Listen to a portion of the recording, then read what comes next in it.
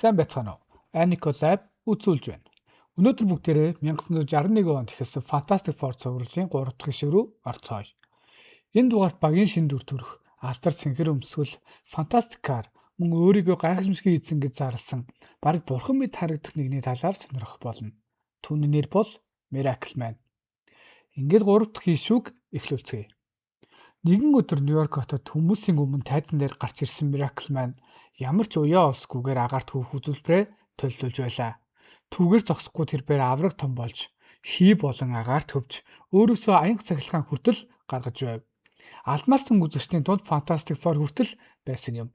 Miracle Man өөрийнх нь хүч чадалд эргэлтсэн Бэнийг олонний өмнө тайзан дээр гаргаж ирэн ижил хэмжээтэй 2 том модны гуайлангаас нэгийг нь сонгоод хагалт гэж хэлнэ. Бэн өөрийн хүчээр хэд хэдэн удаа зогсны эцэст өнөөх модыг төвөггүй эвдэв.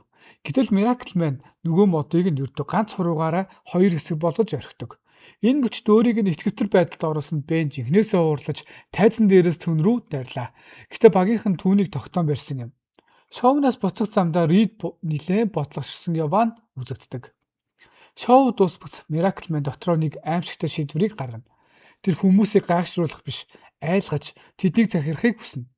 Тэгээд театрын өмнөх Monster from Mars гэдэг авраг үзмэрийг онилж дохио зангаагаараа ам оруулна. Тэр авраг мангас хотын дунд хөдөлж эхлэхэд хүмүүс үйд сандран зүгтаацгаав. Рид болон бусад нь мангасыг барих гэж оролдох мөчид тэр зүйл яг нүдэн дээр нь алга болцдог. Энэ бол санамсаргүй үзүүлбэр биш. Энэ бол дайн зарласан анхны алхам байлаа. Өнөөх Ридийн бодлогочсон байдал нь удалгүй ил болж яг ийм аюул тэднийг хүлээж байх үгийг санаа зовсон тэрээр багийнхандаа хэлдэг.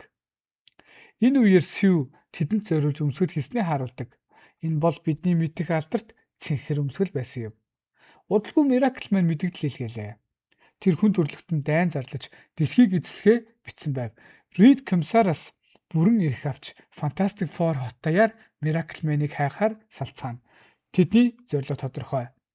Энэ хүнийг олохгүй бол дараагийн удаа зүгээр нэг үзмэр биш, бүхэл бүтэн хот сүрч мэдхээр байлаа.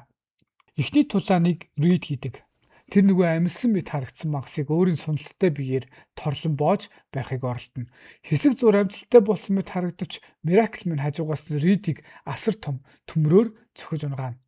Рид газар унахад мангас эзэн 2 ханах хуруу шингэн алга болно. Тэрхэн мөчөд өрсөлдөгч нь хүзэрхэг мэт харагдаж байгаа ч түүний арга барилд нэг л хэв маяг байгааг Рид анзаарав. Үүний дараа Johnny агаараас мангасыг олж харна. Тэр шууд довтолж галан биеэрээ мангасын нүүрүүд орж шатааж эхэлдэг. Гэвч Miracle Man Johnny руу гал унтраач бодис цацснаар түүнийг унгааж дөнгөнө. Johnny-гийн дүл сулран унтарч эхлэхэд тэр хэрвээ бусдын цагтаа ирэхгүй бол дууслаа гэж боддог. Гэхдээ Бэн болон Сью хоёр амжиж ирсэн юм. Дараагийн Miracle Man-тэй тулдах хүн нь Бэн байлаа. Гэвч түүнийг дайрахаас өмнө Miracle Man газрыг зөөлрүүлж түүнийг газар сэгдүүлж орхидог. Дайсан зөвхөн хүчтэй биш, хүмүүсийн айцыг яг хэрэгтэй мөчд ашигладаг нэгэн байсан юм.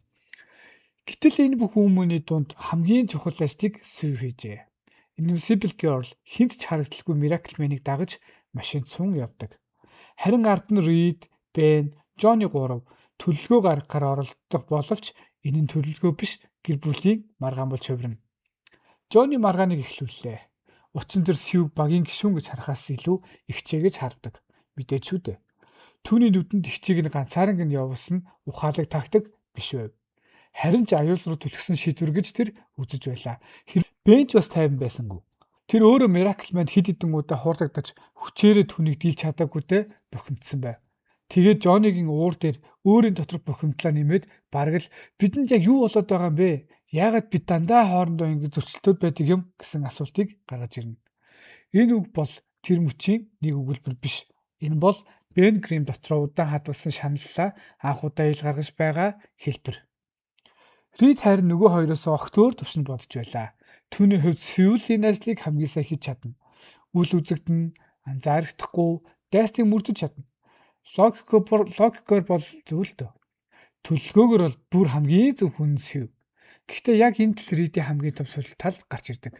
Тэр зөв шийдвэр гаргаж чаддагч тэр шийдвэрийн цаанд байгаа хүмүүсийн айцыг тэр бүр тайлбарлаж чаддгүй.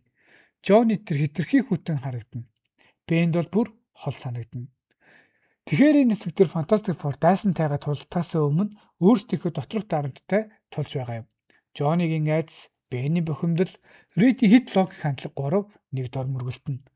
Тэд супер бодрууд байж болно. Гэхдээ яг энэ агшин тэд бус шархацсан, санаа зовсон, бие биенээ ойлгох гэж ядаж байгаа гэр бүл. Энэ маргаанаас бол Жони тайвшрахаар гадагшаа гарч явна. Энэ хооронд Сив нэг хуучин машины хогийн цэг дээр очсон атомын танкийг олсон байв. Miracle-Man танка эвдэрхий машинуудын цэгээр далдалж нууж байгааг тэр харжээ. Сив бусдад бидэгдэх гэж байтал нэг нохой түүний үнэрийг мэдэрч хуцаж ихснээр байрал нь бараг л илчлэгдэх шахна.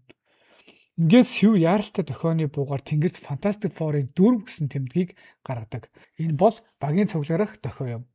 Жони хамгийн түрүүнд харж Сивд би хэрэгтэй байна гэд ганцаараа нисэн оддог. Дохиог анзаарсан Бен Рид хоёр ч гэсэн нисдэг тэргэж олоодон хогийн цэг дээр очлоо. Тэднийг Miracle-Man гартаа асар том түлхүүр барьсаар өгдөг. Угтаа энэ нь түлхүүр биш, автомат буу байлаа. Рид өөрийн уян биеийг бөмбөг шиг үсэргэн сумыг ойлгуулж Miracle-Man-ы бодолтоос бултдаг. Бен Miracle-Man-ы сум дуусах хүртэл бууг биеэрээ хамгаална. Энэ мөчийг ашиглан Miracle-Man Сивтэй хамт танкандаа сун зүхтаадаг. Түүний араас хөөхөр Бен Рид хоёр нисдэг тэргэндээ суух мөчтөн Жони ирж Miracle-Man тэдний нисдэг тэргэний тросыг тасалсан гэдгийг хэлдэг.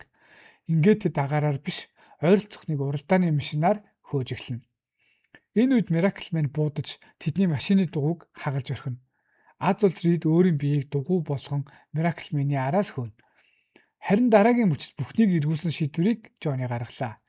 Рид Бен хоёр Miracle-Man-ыг хөөж байх хооронд Жони галан биеэрээ танкны өмнө шидэгдэж асар хурц цагаан гэрлийг биеэрсээ цацруулна. Тэр Miracle-Man-ыг түр хугацаанд сохолж орхино. Танкын дотор Miracle-Man сандран би харж чадахгүй байна гэж орилдог. Miracle-Man-ыг барьсны дараа Рид түүнийг Сивгийн ховсыг арилгахыг тушаана. Харин дараа нь тэрээр Miracle-Man-ы үннийг илчлээ. Тэр өдөр Рид рүү дайрсан газар бол зирийн газар биш, харин үнд дидлийн дэлгүүр байсан юм. Тэрээр Miracle-Man-ыг жинхэнэ гайхамшигт хүн байсан бол хулгай хийх шаардлагагүй байх байсан. Баян болохын тулд эрдэнэс дээрэмдэх хэрэггүй байх байсан. Зовхтох шаардлагагүй гэж тайлбарладаг. Өөрөөр хэлбэл Miracle-Man бол бодит байдлыг хүснээр өөрчилдөг бурхан биш. Тэр бол хүмүүсийг гипноз буюу ховстож тэдэнд худал зураг харуулдаг энгийнийг ловирчин. Бүгд түүнийг авраг болж байна, мангас амьлуулж байна, зэвсэг хувирч байна гэж харж байсан ч тэр нь бодит биш. Түүний оюун санаа нөлөөлөх чадварын үр дүн байжээ. Гэхдээ энэ иш бас шаргалтай яалтаар төгсдөггүй. Miracle-Man-ыг авч явах зур Жони тэнгэр ут ганцаараа нисэн одно. Сив айсандаа торч буцаад ирээч гэж дуудагч Жони аль хэдийн холдож багийнхан түүний хойноос санаа зовнон хажуулдаг. Рид бүр Miracle-Man-аас илүү Жонигийн ирээдүй санаа зовж байна гэж хэлнэ. Өөрөөр хэлбэл энэ дугаарын төгсгөлд Fantastic Four гадны даснаа ялсан ч дотроо шинэ асуудалтай үлдэж байна. Human Torch өөрөө хүн төрлөختөнд аюулж болж хувирахгүй. Human Torch өөрөө хүн төрлөختөнд аюул болж хувирахгүй гэсэн айдас анхудаа маш тод гарч ирж байгаа нь энэ. Fantastic Four-ын issue 3 бол Marvel-ын ихэнх үеийн түүхүүд дундаас маш чухал дугаар юм. Учир нь энэ issue дээр багийн хамгийн танил төр бүрүүлдэж тэдний дотоод харилцааны ан цав илүү тодорч бас хүчтэй харагддаг дайсан бүр жинхэнэ бурхан биш болохыг харуулдаг. Miracle-Man-ы хамгийн том зэвсэг нь бодит хүч биш, хүмүүсийн айдас байжээ. Харин Fantastic Four-ын хамгийн том хүч нь зүгээр нэг сүйтгэх чадвар биш, бие биедээ итгэх итгэл байв. Ингээд issue 3 дуусч байна. Дараагийн issue 4-өөр уулзцаая.